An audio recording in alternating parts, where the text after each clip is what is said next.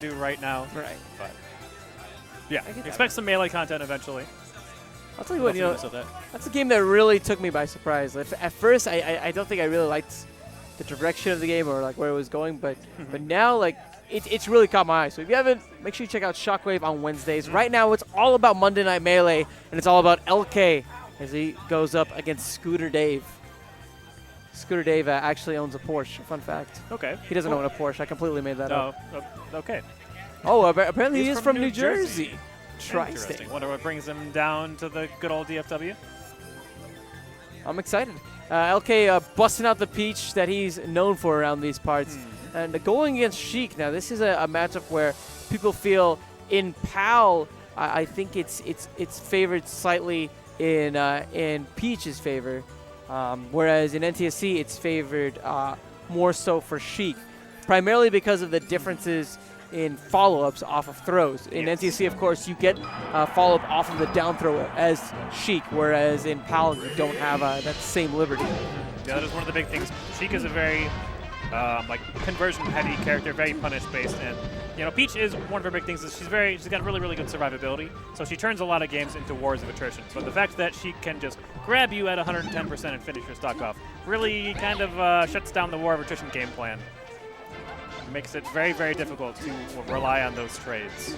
So it's going to be a really interesting moment. LK knows that for him to come out on top, a big part of this will be around turnips. Scooter Dave gets him comfortable to pull out the first one, and then LK goes for a second turnip, and that's where he's able to break the zone, hopping straight over and going for the fair. That is really important in a lot of matchups, actually, especially if you're playing more defensive, is denying Peach the turnips. That is her opening.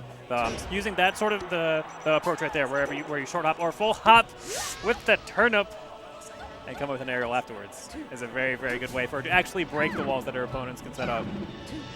LK breaking that stock down with that snipe with the turnip. Now having to float down. Ooh, tricky, but that's the beauty of that F tilt. It just comes out so fast that Scooter Dave could react afterwards, gets the dash attack. Still hasn't closed the stock out yet. That dash attack, I thought that might have left him an opening. Yeah, dash attack is a pretty committal thing from Sheik. It's got some burst movement in it. It definitely has a lot of reach, but yeah, even at these percents, the down throw conversions will be extremely consistent from Sheik. Very consistent. LK at these high percents knows he needs to avoid those grabs at all costs. Yep, good decision rolling away from... Oh, that's a stitch. And it actually catches the roll behind. Tough luck for Scooter Dave. Forced to recover. There's LK with the down smash. Yep, got a DI hide, makes it so that down smash isn't sending too far away. 90% will be able to recover from that. Again, I really like Scooter Dave's decision to be rolling away whenever the floor dares come. You definitely can react to it. It's a very slow startup move. You usually can't beat it just because the hitboxes are so big. But even if you shield it, more often than not, you're going to get shield stabbed afterwards just because of the down smash will come out. You cannot get anything out before it. And it hits so low and has so many hits. It'll chew right through a shield. So the decision to just roll away as soon as he sees the floor dare coming in, I really like it. Scooter Dave still has a long way to go, despite the fact that he's only down a stock here. It's tough. This is a position where Peach is ahead, and Peach is one of those characters who wins almost every trade that she goes into. Another stitch from LK, and he actually catches it after clobbering Scooter Dave on his way up. Oh, wow. He just can't escape at this point. Nowhere to run for Scooter Dave. Things are looking horrendous. He did have a smile on his face, though. So that's always good, to be able to laugh off the... I mean, in any competitive game, really, there are going to be occasionally terrible things are going to happen. And if you don't laugh it off, you can go into like pretty terrible downward spiral. Actually, really interesting edge cancel turnip pull there from LK. I don't know if off stage is really where you want to be against Sheik, but did make the turnip pull in the corner safe. LK's getting a lot off of turnips. Not even just turnip hits on body, but even turnip hits on shield. Yes. Yeah, that is, I mean, even if you block the turnip, it's got to be, the throw itself is a very little end lag that she can more often than not set up for the aerial approach afterwards. She uses that sort of like to winch you down. It's kind of like Falco Laser, and like, you use the projectile to make it so that your opponent has to play defensive, and then like you do safe approaches afterwards. But, she has to find the opportunity to get a turnip out, and the turnip isn't quite as fast and flexible as a Falco Laser. But kind of the same overall idea. It felt like Scooter Dave was playing a lot more scared towards the latter half of that set. LK, of course, taking like that first game overall pretty handily.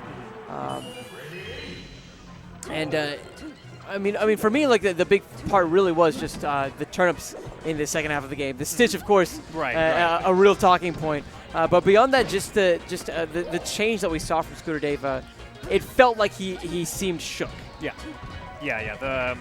He was doing all right for a lot of the match, and then the momentum just shifted so very, very hard. I will say this is a stage I love to be on if I'm Sheik. I mean, those platforms just give you so much access from a maneuverability standpoint as well as from an offensive standpoint. Yeah, being able to fall to aerials. That was one interesting thing about Sheik is that her short hop is actually significantly higher than most characters. So trying to do the short shuffle approaches that are extremely important in Melee's current metagame can be pretty difficult actually setting them because you have to jump and then wait and then fall with the aerial to make it so that it's safe. Or like can hit people that are super low to the ground. Whereas on this stage, she can just be wave landing around platforms and then have very, very fast falling movements from them. Sometimes you're like setting up needles first, like she can pull up onto the platform, throw needles down, and then run off fast fall forward air, which can be very, very good strings if you can winch your opponent into the right position for it. Well, forward air from LK will even things up. And this is, it's very reminiscent of this first game, right? Where we're seeing Scooter Dave come out and hold his own, really. Right now he actually is beckoning a lead. But LK just, I mean, what is it exactly that's allowing him to swing back into these matches so consistently? I would say, if you look at the damage output, Scooter Dave's done a pretty good job like slipping out of a lot of the offenses. And that was an interesting attack phase, yeah. And another Stitch phase. 3 Stitches. But yeah, the LK overall has been doing a really good job just putting out consistent damage output. And Scooter Dave has been having a little bit of trouble matching that. Like in last game especially, he's doing a much better job this game. Percents are dead even. The forward air gonna seal that stock. No turnip necessary, but still, yeah. Great to see LK consistently hitting those turnip snaps. Yeah. Recover high, but that would have been, that's the moment where I felt Scooter Dave had a really great punish opportunity, eluding him by going for the grab instead of maybe more succinct damage with the down smash. Very nice reaction with the jab, though. Going into the neutral air afterwards, sealing that stock off. And gonna set up the Shido stall to safely get back from the ledge. Kind of a wild needle throw, though. That doesn't give LK the chance to float in over with the neutral air.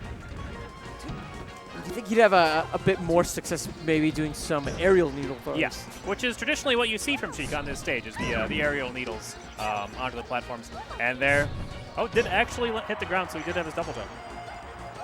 For him, he might be thinking so much about just damage, right? Just getting it to the point where he can get the grab into the forward air to close the stock out. But being too, I guess, laser focused on just one particular win condition could sometimes be a reason why you go down in a set. Absolutely, especially in a game like this in Melee, with a lot of people have equated to like smooth jazz, where there's a lot of adaptation on the fly, and sort of you have to go with the flow and find your openings and your kill subs wherever you can. That's right. It's a very dynamic game, and dynamic is what we're seeing a lot from LK. Yes. Just a great mix-ups overall. He's been getting a lot of fantastic openings, solid punishes as well, and like you touched on, the damage output from him.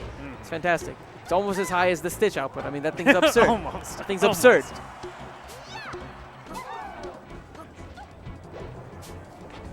Okay. Very nice, actually. I think that was the first throw setup he went for in a while. Traditionally, he's been going for turn up into jab, into full cancel aerial, or even just turn up full cancel aerial. Yeah. That time, you're right. He just does turn up into grab to close things out. Which is definitely a good time to mix it up. But that was like 110% speech forward throw becomes very, very threatening. Yeah, you see the dunk right there, jumping just over the ledge to get the throw downwards. You can't help but wince every time you see it, man. Yeah, that's it painful. hurts everything. Everything.